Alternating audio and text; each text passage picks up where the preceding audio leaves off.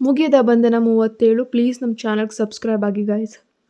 ಇಷ್ಟು ವರ್ಷಗಳಾಗಿವೆ, ಆದರೆ ಪುಟ್ಟು ಅನ್ವಿತಾಳನ್ನು ಪ್ರೀತಿಯಿಂದ ನೋಡ್ಕೊಳ್ಳೋ ಇನ್ನೂ ಒಬ್ಬ ತಾಯಿ ಇಲ್ವಲ್ಲ. ನೀವು ಏನು ಯೋಚಿಸ್ತಿದ್ದೀರೋ ನನಗಂತೂ ಗೊತ್ತಿಲ್ಲಪ್ಪ. ಆದರೆ ಆ ಮಗಳ ಬಗ್ಗೆ ಯೋಚಿಸ್ದಾಗಲೆಲ್ಲ ನನ್ನ ಹೃದಯ ತುಂಬ ನೋಯುತ್ತೆ. ಅನ್ವಿತಾಳ ಬಗ್ಗೆ ಹಿರಿಯರು ಆಡಿದ ಮಾತುಗಳನ್ನು ಕೇಳಿ ಅಶ್ವಿನಿಯ ಹೃದಯವು ಒಂದು ಕ್ಷಣ ಎಂಡಿದಂತಾಯಿತು. ಓ, ಅದಕ್ಕಾಗಿಯೇ ಆ ಮಗು ನನ್ನನ್ನು ಕಂಡ ತಕ್ಷಣ ಅಷ್ಟೊಂದು ಆಪ್ತವಾಗಿ ಅಂಟ್ಕೊಳ್ತದಾ? ಪಾಪ, ಅವಳಿಗೆ ತಾಯಿ ಪ್ರೀತಿ ಸಿಕ್ಕಿಲ್ಲ ಅಂತ ತನ್ನದೇ ಆಲೋಚನೆಗಳಲ್ಲಿ ಮುಳುಗಿ ಹೋಗ್ತಾಳೆ. ಅವಳು ಆಲೋಚನೆಯಲ್ಲಿ ಮುಳುಗಿರುವಾಗಲೇ ಇದ್ದಕ್ಕಿದ್ದಂತೆ ಹಿರಿಯ ರಾಜಾರತ್ನಂ ಅವಳನ್ನು ಕರೆಯುವಂತಹ ಧ್ವನಿ ಕೇಳಿಸುತ್ತೆ. ಡಾಕ್ಟರ್ ಅಶ್ವಿನಿ, ನೀವು ಎಷ್ಟಾದರೂ ವೈದ್ಯರು, ನಿಮಗೆ ಪ್ರಪಂಚದ ಅನುಭವವಿರ್ತದೆ. ಇರಲಿ, ನೀವು ಮದುವೆಯಾಗಿದ್ದೀರಾ? ಈ ಒಂದು ದಿಗ್ಭ್ರಮೆಗೊಳಿಸುವ ಪ್ರಶ್ನೆಯ ನಂತರ ಹಾಲ್ನಲ್ಲಿ ಮೌನ ಕವಿತು. ಅಶ್ವಿನಿ ತನ್ನ ಆಲೋಚನೆಗಳಿಂದ ಹೊರಬಂದು ಸಂಕಟದಿಂದ ಉತ್ತರಿಸ್ತಾಳೆ. ಇಲ್ಲ, ಇನ್ನೂ ಇಲ್ಲ ಅಂತ ಅಶ್ವಿನಿ ದೃಢವಾಗಿ ಉತ್ತರಿಸಿದ್ಲು. ಹಿರಿಯ ರಾಜಾರತ್ನಂ ಅವಳನ್ನು ತಲೆ ಎತ್ತಿ ಮೇಲಿನಿಂದ ಕೆಳಗಿನವರೆಗೆ ಒಮ್ಮೆ ಕರಾರುವಕ್ಕಾಗಿ ಗಮನಿಸಿದರು. ನಂತರ ತಮ್ಮ ತುಟಿಗಳನ್ನು ತೃಪ್ತಿಯ ಮಂದಹಾಸದೊಂದಿಗೆ ಮಡಚಿ ನೇರವಾಗಿ ವಿಷಯಕ್ಕೆ ಬಂದರು. ಹಾಗಾದರೆ ನಮ್ಮ ಜಯಂತ್ ಬಗ್ಗೆ ನಿನ್ನ ಅಭಿಪ್ರಾಯವೇನು ಮಗಳೇ? ಅವನ ಜೊತೆ ನಿನ್ನ ಜೀವನದ ಬಗ್ಗೆ ನೀನು ಒಮ್ಮೆ ಯೋಚಿಸಬಾರದೇಕೆ? ಹಲವಾರು ದಿನಗಳ ನಿರಂತರ ಚಿಕಿತ್ಸೆ ಮತ್ತು ಕಾಳಜಿಯ ನಂತರ ಹಿರಿಯ ರಾಜಾರತ್ನಂ ಅವರ ಮನಸ್ಸಿನಲ್ಲಿ ಅಶ್ವಿನಿಯ ಬಗ್ಗೆ ಅಪಾರ ಗೌರವ ಹಾಗೂ ಅಚ್ಚುಮೆಚ್ಚುಗೆ ಬೆಳೆದಿತ್ತು. ನಿಸ್ಸಂದೇಹವಾಗಿ ಅವಳು ತಮ್ಮ ಮನೆಯ ಸೊಸೆಯಾಗಿ ಅಥವಾ ಮೊಮ್ಮಗಳಾಗಿ ಈ ಕುಟುಂಬಕ್ಕೆ ಸೇರಿಕೊಂಡ್ರೆ ಅದಕ್ಕಿಂತ ಉತ್ತಮವಾದದ್ದು ಮತ್ತೊಂದಿಲ್ಲ ಅಂತ ಅವರು ಬಲವಾಗಿ ನಂಬಿದ್ರು. ಆದರೆ ಹಿರಿಯರ ಆ ಅನಿರೀಕ್ಷಿತ ನೇರ ಪ್ರಶ್ನೆಯಿಂದ ಅಶ್ವಿನಿ ಸಂಪೂರ್ಣವಾಗಿ ದಿಗ್ಭ್ರಮೆಗೊಂಡ್ಳು. ಉಸಿರುಗಟ್ಟಿದಂತಾಗಿ ಅವಳು ಕಕ್ಕಾಬಿಕ್ಕಿಯಾಗಿ ಹಿರಿಯ ರಾಜಾರತ್ನಂ ಅವರ ಕಡೆಗೆ ನೋಡಿದ್ಲು. ಅದೇ ಸಮಯದಲ್ಲಿ ಪವಿತ್ರಾಳಿಗೆ ಇದುವೇ ತಕ್ಕ ಅವಕಾಶ ಅನಿಸಿ ಅವಳು ಅಶ್ವಿನಿಯನ್ನ ಅಸಹ್ಯ ಹಾಗೂ ಕೀಳಾಗಿ ನೋಡಿ ವ್ಯಂಗ್ಯವಾಗಿ ಮಾತಾಡೋಕ್ಕೆ ಆರಂಭಿಸಿದ್ಲು. ಏನಜ್ಜ ನೀವು ಮನೆಯಲ್ಲಿ ಮದುವೆ ದಲ್ಲಾಳಿ ಥರ ಕೆಲಸ ಮಾಡೋದನ್ನ ಸ್ವಲ್ಪ ನಿಲ್ಲಿಸ್ತೀರಾ? ಡಾಕ್ಟರ್ ಅಶ್ವಿನಿ ಎಷ್ಟೇ ಪ್ರತಿಭಾನ್ವಿತರಾಗಿದ್ದರೂ ಅವರಿಗೆ ಈಗಾಗಲೇ ಇಂದಿನ ಸಂಸಾರದಿಂದ ಮಕ್ಕಳಿದ್ದಾರೆ ಎಂಬ ಕಹಿ ಸತ್ಯವನ್ನು ಈ ಪ್ರಸ್ತಾಪ ಬದಲಾಯಿಸೋದಿಲ್ಲ ಅಲ್ವಾ? ಅವರಿಗೆ ಚಿಕ್ಕ ಮಕ್ಕಳಿಲ್ಲ ಎಂಬುದು ನನಗೆ ತಿಳಿದಿದೆ. ಇನ್ನು ನಮ್ಮ ಜಯಂತ್ ಯೋಗ್ಯತೆ ಹಾಗೂ ನಮ್ಮ ಕುಟುಂಬದ ನಿಲುವನ್ನು ನೋಡಿದರೆ ಮಕ್ಕಳಿರುವ, ಅದು ವಿಚ್ಛೇದನ ಪಡೆದ ಮಹಿಳೆಯನ್ನು ಮದುವೆಯಾಗುವಂತೆ ನೀನು ಹೇಗೆ ತಾನೇ ಕೇಳೋಕೆ ಸಾಧ್ಯ? ನೀವೆಷ್ಟು ಒಪ್ಪಿದ್ದೀರಿ? ನಾನು ಮಾತ್ರ ಇದನ್ನು ಎಂದಿಗೂ ಒಪ್ಪೋದಿಲ್ಲ, ಖಂಡಿತ ಒಪ್ಪೋದಿಲ್ಲ. ಪವಿತ್ರಾಳ ಹಸಿ ಸುಳ್ಳು ಹಾಗೂ ಹೀಯಾಳಿಕೆಯ ಮಾತುಗಳನ್ನು ಕೇಳಿ ಇಳಿಯ ರಾಜಾರತ್ನಂ ನಿಜಕ್ಕೂ ಆಶ್ಚರ್ಯಚಕಿತರಾದರು. ಅವರು ಉಬ್ಬುಗಂಟಾಕುತ್ತಾ, ಹೌದಾ, ನಿಜವಾಗಿಯೂ ಹಾಗೇನಾ? ನನಗೆ ಈ ವಿಷಯದ ಬಗ್ಗೆ ಯಾವುದೇ ಮುನ್ಸೂಚನೆ ಇರಲಿಲ್ಲ ಅಂತ ಹೇಳ್ತಾರೆ.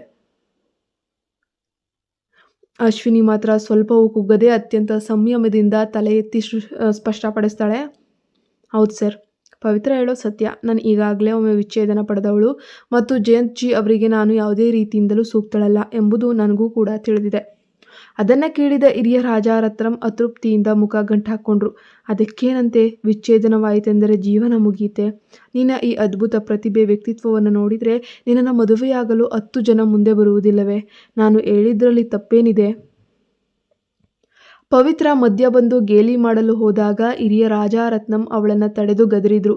ಏನು ಅರ್ಥಹೀನ ಮಾತುಗಳಿವು ಪವಿತ್ರ? ನೀವಿಬ್ಬರು ಪರಸ್ಪರ ಇಷ್ಟಪಟ್ಟು ಒಪ್ಪಿಗೆಯಾಗಿ ಜೀವನದಲ್ಲಿ ಮುಂದೆ ಬಂದರೆ ನಾನೇ ಖುದ್ದಾಗಿ ಮೊದಲು ನಿಮಗೆ ಹಸಿರು ನಿಶಾನೆ ತೋರಿಸಿ ಆಶೀರ್ವಾದ ಮಾಡ್ತೇನೆ. ಹಿರಿಯ ರಾಜಾರತ್ನಂ ಅವರ ವಿಶಾಲ ಮನೋಭಾವ ಮತ್ತು ಮುಕ್ತ ಪ್ರೀತಿಯನ್ನು ಕಂಡು ಅಶ್ವಿನಿ ಭಾವುಕಳಾದ್ಲು. ಅವಳು ಮೃದುವಾಗಿ ಮುಗುಳ್ನಗುತ್ತಾ, ನಮ್ಮ ಬಗ್ಗೆ ಇಷ್ಟೆಲ್ಲ ಯೋಚಿಸಿ ಒಳ್ಳೆಯದನ್ನು ಬಯಸಿದ್ದಕ್ಕೆ ತುಂಬ ಧನ್ಯವಾದಗಳು ಸರ್. ಆದರೆ ದುರಾದೃಷ್ಟವಶಾತ್ ಶ್ರೀ ಜಯಂತ್ ಮತ್ತು ನಾನು ಕೇವಲ ಒಳ್ಳೆ ಸ್ನೇಹಿತರಾಗಬಹುದೇ ಹೊರತು ದಂಪತಿಗಳಾಗಲು ಖಂಡಿತ ಸಾಧ್ಯವಿಲ್ಲ ಅಂತ ನಾನು ಅಂದ್ಕೊಳ್ತೀನಿ. ದಯವಿಟ್ಟು ಬೇಸರಿಸ್ಕೊಳ್ಬೇಡಿ, ಚಿಂತಿಸಬೇಡಿ. ನಾನೇನು ಈಗಲೇ ಧೈರ್ಯ ಇಡುವುದಿಲ್ಲ. ಮುಂದೆ ಒಳ್ಳೆಯ ಜೋಡಿಯಾಗಬಲ್ಲವರನ್ನು ನಾನೇ ಖಂಡಿತ ಉಟ್ಕೊಳ್ತೇನೆ ಬಿಡಿ ಅಂತ ಹೇಳ್ತಾಳೆ. ಹಿರಿಯ ರಾಜಾರತ್ನಂ ನಿಟ್ಟುಸಿರು ಬಿಡುತ್ತಾ ತಲೆ ಆಡಿಸ್ತಾರೆ. ಸರಿ ತಾಯಿ, ನೀನು ಹೇಳುವುದು ಒಪ್ಪುವಂತಹದ್ದೇ. ಒಂಟಿ ತಾಯಿಯಾಗಿ ಜೀವನ ನಡೆಸೋದು ಎಷ್ಟು ಕಷ್ಟ ಎಂಬುದು ದಯವಿಟ್ಟು ಅರ್ಥ ಮಾಡ್ಕೊಂಡಿದ್ದೀನಿ ನಾನು. ನನಗೆ ಗೊತ್ತಾಗುತ್ತೆ. ನಿನಗೆ ತಕ್ಕ ಸರಿಯಾದ ಒಳ್ಳೆ ಸಂಗಾತಿ ಸಿಕ್ಕಾಗ ನಮಗೆ ತಿಳಿಸು ಅಂತ ಹೇಳ್ತಾರೆ. ಹಿರಿಯ ರಾಜಾರತ್ನಂ ಅಶ್ವಿನಿ ಇಬ್ಬರು ಮುಕ್ತವಾಗಿ ಮಾತಾಡ್ತಾ ನಗುತ್ತಿರುವುದನ್ನು ದೂರದಲ್ಲಿದ್ದ ಸುಹಾಸ್ ತೀವ್ರವಾದ ಮೌನದಿಂದ ಗಮನಿಸಿದ್ದ. ಅವರ ನಡುವಿನ ಆ ಮಾತುಕತೆ ಮತ್ತು ನಗುವನ್ನು ನೋಡ್ತಾ ಇದ್ದಾಗೆ ಸುಹಾಸ್ನ ಕಣ್ಣುಗಳು ಗಂಭೀರ ನೋಟ ನಿಧಾನವಾಗಿ ಇನ್ನಷ್ಟು ವಿಶಾಲವಾಯಿತು. ಅವನ ಒಳಗಿನ ತೀವ್ರವಾದ ಉದ್ವಿಗ್ನತೆ ಮತ್ತು ಮೌನ ಯಾರು ಊಹಿಸಲಾಗದ ಮಟ್ಟಕ್ಕೇರ್ತಿತ್ತು. ಊಟ ಮುಗಿದ ನಂತರ ಹಿರಿಯ ರಾಜಾರತ್ನಂ ವಿಶ್ರಾಂತಿ ಪಡೆಯೋಕೆ ಅಂತ ಹೇಳಿ ತಮ್ಮ ಕೋಣೆಗೆ ಹಿಂತಿರುಗಿದ್ರು. ಅಶ್ವಿನಿ ಕೆಳಗೆ ಹೋಗಿ ಎಲ್ಲರಿಗೂ ವಿದಾಯ ಹೇಳುವ ಮೊದಲು ಹಿರಿಯರಿಗೆ ಕೊನೆಯ ಬಾರಿಗೆ ಚೆಕಪ್ ಅಂದರೆ ಆರೋಗ್ಯ ತಪಾಸಣೆ ಮಾಡಲು ಅವರ ಕೋಣೆಯತ್ತ ಹೆಜ್ಜೆ ಹಾಕಿದ್ಲು. ಅವಳು ಕೆಳಗೆ ಬರುವುದನ್ನು ನೋಡಿ ಜಯಂತ್, ಅಶ್ವಿನಿ ಬಹಳ ತಡವಾಗ್ತಿದೆ, ನಾನೇ ನಿನ್ನನ್ನು ಸುರಕ್ಷಿತವಾಗಿ ಮನೆಗೆ ತಲುಪಿಸಿ ಬರಲಾ ಅಂತ ಕೇಳ್ತಾನೆ. ಇಲ್ಲ ಜಯಂತ್, ಧನ್ಯವಾದಗಳು, ಪರವಾಗಿಲ್ಲ ಅಂತ ಅಶ್ವಿನಿ ಮೃದುವಾಗಿ ನಗುತ್ತಾ ಉತ್ತರಿಸ್ತಾಳೆ. ಮನೆಯಲ್ಲಿ ಇನ್ನೂ ಅತಿಥಿಗಳಿದ್ದಾರೆ, ನೀವು ಅವರನ್ನು ನೋಡ್ಕೊಳ್ಳೋದು ತುಂಬ ಮುಖ್ಯ. ನಾವು ಹೇಳಿದ್ದು ಸರಿ ಅನಿಸಿದ್ರೆ ಜಯಂತ್ ಅವಳನ್ನು ಮತ್ತಷ್ಟು ಒತ್ತಾಯಿಸಲಿಲ್ಲ. ಸರಿ, ಹಾಗಾದರೆ ಜಾಗರೂಕತೆಯಿಂದ ಮನೆಗೆ ತಲುಪು. ಹಾಗೆಯೇ ನಮ್ಮ ಅಜ್ಜ ಹೇಳಿದ ಮದುವೆಯ ಮಾತನ್ನು ಮನಸ್ಸಿಗೆ ಹಚ್ಕೊಳ್ಬೇಡ. ಅವರ ವಯಸ್ಸಿನವರು ಅಂತಹ ವಿಷಯಗಳ ಬಗ್ಗೆ ಚಿಂತಿಸೋದು ಹಾಗೆ ಆಸೆ ಪಡೋದು ತುಂಬ ಸಹಜ. ಅಶ್ವಿನಿ ಸಣ್ಣಗೆ ಮುಗುಳ್ನಕ್ಕು ಮಹಲಿನ ಬಾಗಿಲಿನತ್ತ ಹೆಜ್ಜೆ ಹಾಕ್ತಾಳೆ. ಅಶ್ವಿನಿ ರಾಜಾರತ್ನಂ ಮಹಲಿನಿಂದ ಹೊರಡುವುದನ್ನು ದೂರದಿಂದಲೇ ಗಮನಿಸಿದಂತಹ ಸುಹಾಸ್, ಇದ್ದಕ್ಕಿದ್ದಂತೆ ಸಮಯವಾಯಿತು, ನನಗೆ ಆಫೀಸ್ನಲ್ಲಿ ಇನ್ನೂ ತುರ್ತು ಕೆಲಸ ಇದೆ, ನಾನು ಹೊರಡ್ತೀನಿ ಅಂತ ಒಣ ಧ್ವನಿಯಲ್ಲಿ ಹೇಳ್ತಾನೆ. ಅತ್ಯಂತ ಜಾಗರೂಕಳಾಗಿದ್ದ ಕಾವ್ಯ ತಕ್ಷಣವೇ ಸುಹಾಸ್ ಜೊತೆ ಹೊರಡಲು ನಿರ್ಧರಿಸ್ತಾಳೆ. ನಾನು ಕೂಡ ಹೊರಡೋಣ ಅಂತಾನೆ ಅಂದ್ಕೊಂಡಿದ್ದೆ, ಹಾಗಾದರೆ ನಾವಿಬ್ಬರು ಒಟ್ಟಿಗೆ ಒಂದೇ ಕಾರ್ನಲ್ಲಿ ಹೋಗಬಹುದಲ್ವಾ ಅಂತ ಹೇಳಿಬಿಟ್ಟು ಹೇಳ್ತಾಳೆ. ಇಲ್ಲ, ನಾವಿಬ್ಬರು ಒಂದೇ ದಾರಿಯಲ್ಲಿ ಹೋಗ್ತಿಲ್ಲ, ನಾನು ಹೀಗಲೇ ಹೋಗಬೇಕಾಗಿದೆ ಅಂತ ಹೇಳಿಬಿಟ್ಟು ಸುಹಾಸ್ ಅಸಡ್ಡೆಯಿಂದ ಅತ್ಯಂತ ತಣ್ಣಗೆ ಉತ್ತರಿಸ್ತಾನೆ. ಕಾವ್ಯ ಮತ್ತೇನಾದರೂ ಹೇಳಿ ತಡೆಯುವಷ್ಟರಲ್ಲಿ ಅವನು ಯಾರನ್ನೂ ಲೆಕ್ಕಿಸದೆ ಬೇಗನೆ ಅಲ್ಲಿಂದ ಹೊರಟು ಹೋಗ್ತಾನೆ. ಅವನು ವೇಗವಾಗಿ ನಡೆದು ಹೋಗುವುದನ್ನೇ ನೋಡಿದಂತಹ ಕಾವ್ಯಾಳಿಗೆ ಆಘಾತವಾಗಿ ಹೋಗುತ್ತೆ. ಅವಳು ದಿಗ್ಭ್ರಮೆಗೊಂಡು ಬಂದ ದಾರಿಯನ್ನು ತಿಳಿಯದೆ ಒಂದು ರೀತಿಯ ಸ್ತಬ್ಧ ಸ್ಥಿತಿಯಲ್ಲಿ ಅಲ್ಲಿಯೇ ಎಪ್ಪುಗಟ್ಟಿ ನಿಂತು ಹೋಗ್ತಾಳೆ. ಊಟ ಆರಂಭವಾದ ಕ್ಷಣದಿಂದಲೇ ಸುಹಾಸ್, ಕಾವ್ಯ ಮತ್ತು ಅಶ್ವಿನಿ ಈ ಒಂದು ಮೂವರ ನಡುವೆ ಯಾವುದೋ ಬಗೆಹರಿಯದಂತಹ ದೊಡ್ಡ ಸಮಸ್ಯೆ ಇದೆ ಅನ್ನುವಂಥದ್ದನ್ನು ಜಯಂತ್ ಗಮನಿಸ್ತಿದ್ದ. ಆದರೆ ದುರಾದೃಷ್ಟವಶಾತ್ ಆ ರಹಸ್ಯ ಏನೆಂಬುದು ಅವನಿಗೆ ಸಂಪೂರ್ಣವಾಗಿ ಅರ್ಥನೇ ಆಗ್ತಾ ಇರಲಿಲ್ಲ. ಕಾವ್ಯ ಪವಿತ್ರ ತನ್ನ ಗೆಳತಿಯ ಮುಖದಲ್ಲಿದ್ದ ಆಶಾಭಂಗ ಹಾಗೂ ದಿಗ್ಭ್ರಮೆಗೊಂಡಿರುವಂತಹ ನೋಟವನ್ನು ನೋಡಿ ಗೊಂದಲಕ್ಕೊಳಗಾಗಿ ಆಕೆಯನ್ನು ಕರೀತಾಳೆ. ಕೊನೆಗೆ ಕಾವ್ಯ ಪ್ರಜ್ಞೆಗೆ ಬಂದು ಬಲವಂತವಾಗಿ ಮುಖದ ಮೇಲೆ ಒಂದು ಆತುರದ ನಗುವನ್ನು ತಂದುಕೊಳ್ಳುತ್ತಾ, ಸರಿ ಪವಿತ್ರ, ನನಗೂ ಕೆಲಸ ಇದೆ, ಇನ್ನು ಮುಂದೆ ನಿಮ್ಮನ್ನು ತೊಂದರೆಗೊಳಿಸೋಕೆ ಬಯಸೋದಿಲ್ಲ ಅಂತ ಹೇಳಿ ಮುಜುಗರದಿಂದ ಹೊರಟು ಹೋಗ್ತಾಳೆ. ಸುಹಾಸ್ ಮತ್ತು ಕಾವ್ಯ ಇಬ್ಬರ ವರ್ತನೆಯಲ್ಲೂ ಏನೋ ತಪ್ಪಾಗಿದೆ ಅಂತ ಹೇಳಿ ಜಯಂತ್ ಮತ್ತು ಪವಿತ್ರ ಗ್ರಹಿಸಿದರಾದರೂ ಜಯಂತ್ ಆ ಕ್ಷಣದಲ್ಲಿ ಹೆಚ್ಚಿನ ಪ್ರಶ್ನೆಗಳನ್ನು ಕೇಳೋಕೆ ಹೋಗಲಿಲ್ಲ. ಅವರು ಕಾವ್ಯಾಳಿಗೆ ವಿದಾಯ ಹೇಳಿ ಕಳಿಸ್ಕೊಡ್ತಾರೆ. ಅವರೆಲ್ಲರೂ ಕೂಡ ಮಹಲಿಗೆ ಹಿಂತಿರುಗ್ತಿದ್ದಂತೆ ಜಯಂತ್ ತನ್ನ ತಂಗಿ ಪವಿತ್ರಾಳ ಕಡೆಗೆ ತಿರುಗ್ತಾನೆ. ಹೇ ಪವಿತ್ರ, ಡಾಕ್ಟರ್ ಅಶ್ವಿನಿಗೆ ಮಕ್ಕಳಿದ್ದಾರೆ ಅನ್ನುವಂತಹ ವಿಷಯ ನಿನಗೆ ಹೇಗೆ ಗೊತ್ತು? ಪವಿತ್ರ ತನ್ನ ಕೋಪವನ್ನು ತಡೆಯಲಾರದೆ ತುಟಿಗಳನ್ನು ಬಿಗಿದುಕೊಂಡು ಉತ್ತರಿಸ್ತಾಳೆ. ಕಾವ್ಯ ಮತ್ತು ನಾನು ಹೊರಗೆ ಹೋದಾಗ ನನಗೆ ಸತ್ಯ ತಿಳಿತು, ಅಷ್ಟೇ ಯಾಕೆ? ಆ ಡಾಕ್ಟರ್ ಅಶ್ವಿನಿ ಬೇರಾರೂ ಅಲ್ಲ, ಅವಳು ಸುಹಾಸ್ನ ಎಕ್ಸ್ ವೈಫ್, ಮಾಜಿ ಪತ್ನಿ. ಇಷ್ಟೆಲ್ಲ ಆದ ಮೇಲೂ ಅವಳಿಗೆ ಮತ್ತೆ ನಮ್ಮ ಮನೆಗೆ, ಸುಹಾಸ್ನ ಜೀವನಕ್ಕೆ ವಾಪಸ್ ಬರೋಕೆ ಎಷ್ಟು ಧೈರ್ಯ ಇರಬೇಕು ಹೇಳು? ಅದನ್ನು ಕೇಳಿ ಜಯಂತ್ ಸಂಪೂರ್ಣವಾಗಿ ಆಘಾತಕ್ಕೊಳಗಾಗ್ತಾನೆ. ತಲೆಗೆ ಸಿಡಿಲು ಬಡಿದಂತಾಗುತ್ತೆ, ನಿಂತು ಬಿಡ್ತಾನೆ. ಆಗಷ್ಟೇ ಅವನಿಗೆ ಎಲ್ಲ ಸತ್ಯಗಳು ಒಂದೊಂದಾಗಿ ಹೊಳೆಯೋಕೆ ಪ್ರಾರಂಭಿಸ್ತವೆ. ಅದಕ್ಕೆ ಅಲ್ಲ ಅಶ್ವಿನಿ, ಸುಹಾಸು ಇಬ್ಬರ ನಡುವೆ ಅಷ್ಟೊಂದು ತಣ್ಣನೆಯ ವಾತಾವರಣವಿರುತ್ತೆ. 6 ವರ್ಷಗಳ ಹಿಂದೆ ಸುಹಾಸ್ ಜೀವನದಲ್ಲಿ ದೂರವಾಗಿದ್ದ ಹೆಂಡತಿ ಇವಳೇನಾ? ಕಾವ್ಯಾಳ ಮುಖ ಸಂಪೂರ್ಣವಾಗಿ ಹೆಪ್ಪುಗಡ್ತು. ಅವಳು ಬಂದ ದಾರಿ ಕಾಣದೆ ಒಂದು ರೀತಿಯ ಸ್ತಬ್ಧ ಮನಸ್ಥಿತಿ ಅಲ್ಲಿಯೇ ನಿಂತು ಹೋಗಿದ್ಲು. ಜಯಂತ್ಗೆ ತನ್ನ ಹುಬ್ಬುಗಳನ್ನು ಗಂಟು ಹಾಕುವುದನ್ನು ತಡೆಯೋಕೆ ಸಾಧ್ಯವೇ ಆಗಲಿಲ್ಲ. ಡೈನಿಂಗ್ ಹಾಲ್ನಲ್ಲಿ ಊಟ ಆರಂಭವಾದ ಕ್ಷಣದಿಂದ ಸುಹಾಸ್, ಕಾವ್ಯ, ಅಶ್ವಿನಿ ಈ ಮೂವರ ನಡುವೆ ಯಾವುದೋ ಒಂದು ಬಗೆಹರಿಯದಂತಹ ದೊಡ್ಡ ರಹಸ್ಯವಿದೆ ಎಂಬುದು ಮಾತ್ರ ಜಯಂತ್ಗೆ ತುಂಬ ಸ್ಪಷ್ಟವಾಗಿ ಅರ್ಥ ಆಗ್ತಾ ಇತ್ತು. ಆದರೆ ದುರಾದೃಷ್ಟವಶಾತ್ ಆ ಹಿನ್ನೆಲೆ ಏನೆಂಬುದನ್ನು ಅವನಿಗೆ ಊಹಿಸೋಕ್ಕೂ ಕೂಡ ಸಾಧ್ಯವಾಗಿರಲಿಲ್ಲ.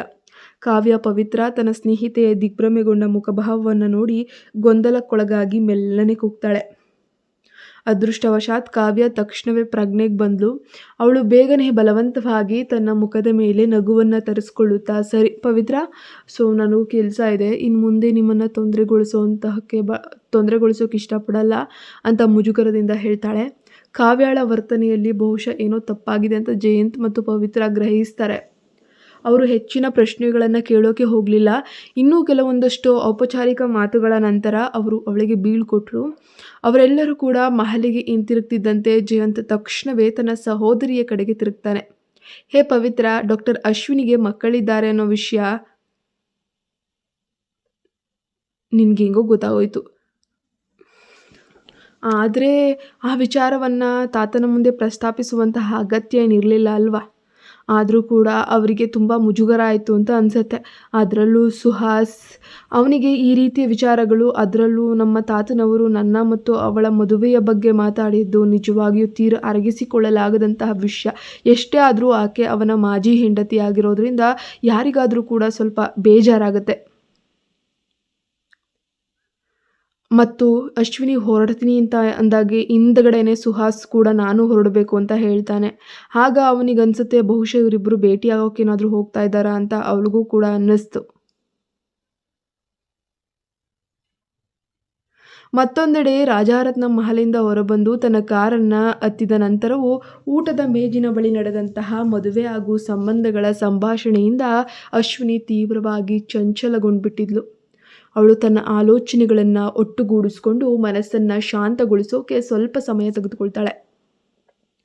ಸಂಪೂರ್ಣವಾಗಿ ನಿರಾಳಳಾದ ನಂತರವೇ ಕಾರನ್ನು ಸ್ಟಾರ್ಟ್ ಮಾಡ್ತಾಳೆ. ಆದರೆ ಇದ್ದಕ್ಕಿದ್ದಂತೆ ಯಾರೋ ಕಾರಿನ ಕಿಟಕಿಯ ಮೇಲೆ ಮೆಲ್ಲನೆ ತಟ್ಟಿದ ಸದ್ದು ಕೇಳಿಸ್ತು.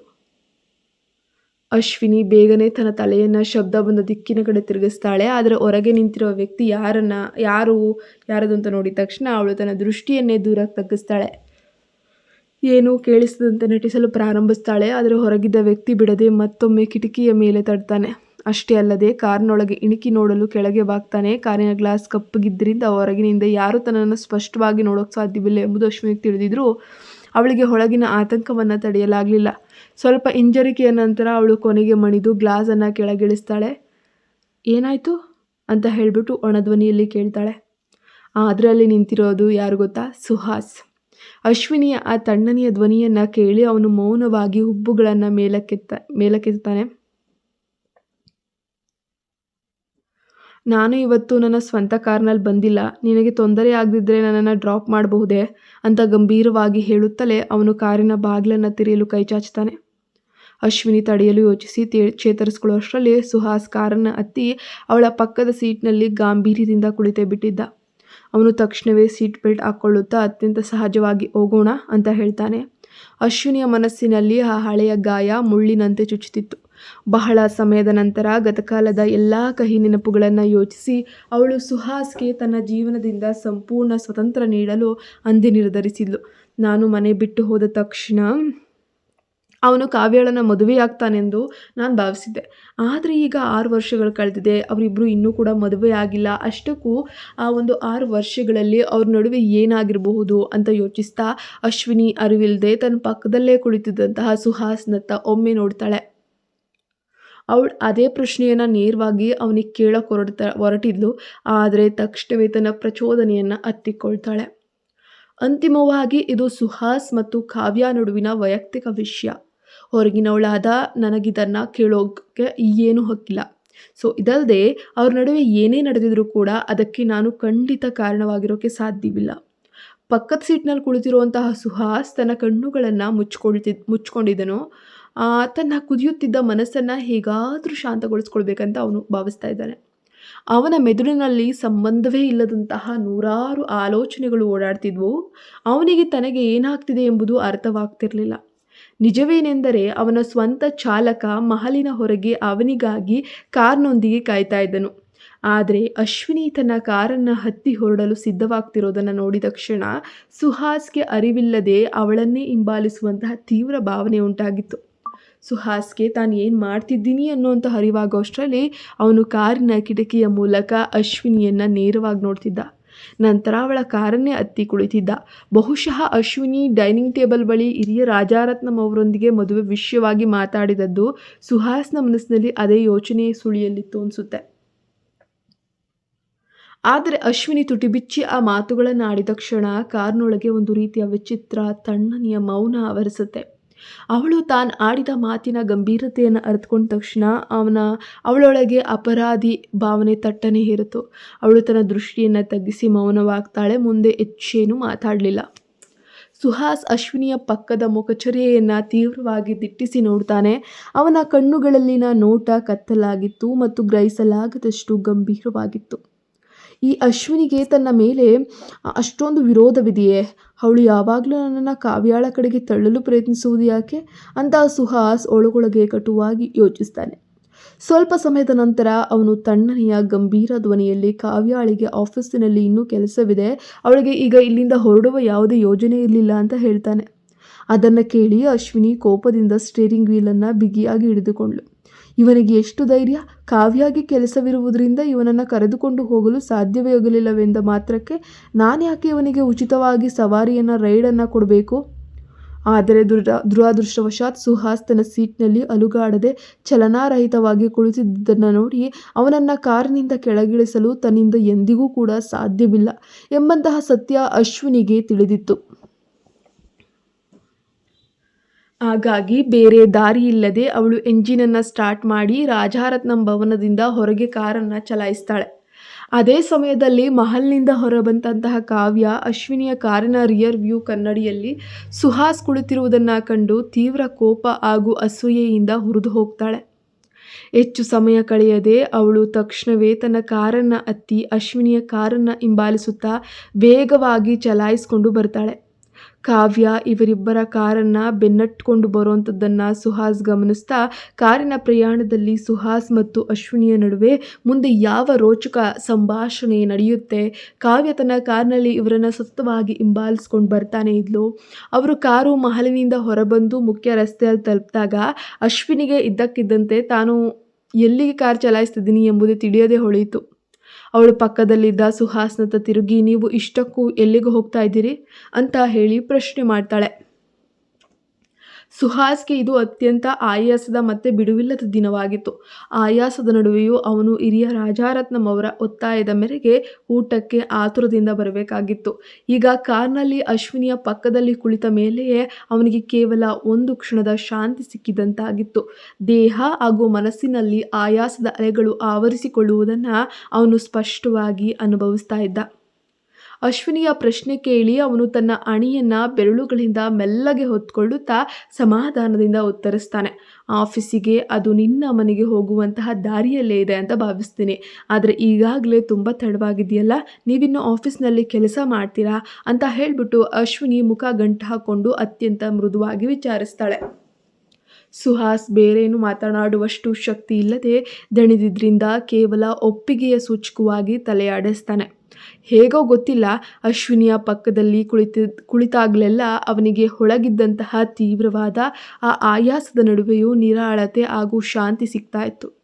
ಸುಹಾಸ್ಗೆ ಮಾತು ಮುಂದುವರಿಸುವ ಉದ್ದೇಶವಿಲ್ಲ ಅಂತ ತಿಳಿದ ಅಶ್ವಿನಿ ಮೌನವಾಗಿ ಕಾರನ್ನು ಮುನ್ನಡೆಸ್ತಾಳೆ. ಆದರೆ ಅವನು ತನ್ನ ತೀರಾ ಪಕ್ಕದಲ್ಲೇ ಕುಳಿತಿದ್ದಾನೆ ಅಂತ ಯೋಚಿಸಿದಾಗಲೆಲ್ಲನೂ ಕೂಡ ಅವಳ ಮನಸ್ಸಿನಲ್ಲಿ ಕಹಿ ನೆನಪುಗಳು ಪ್ರಶ್ನೆಗಳಾಗಿ ಸುಳಿದಾಡ್ತಾನೆ ಇದ್ವು. ಪ್ಲೀಸ್ ನಮ್ಮ ಚಾನಲ್ಗೆ ಸಬ್ಸ್ಕ್ರೈಬ್ ಆಗಿ guys, please please please subscribe ಆಗಿ. Thank you.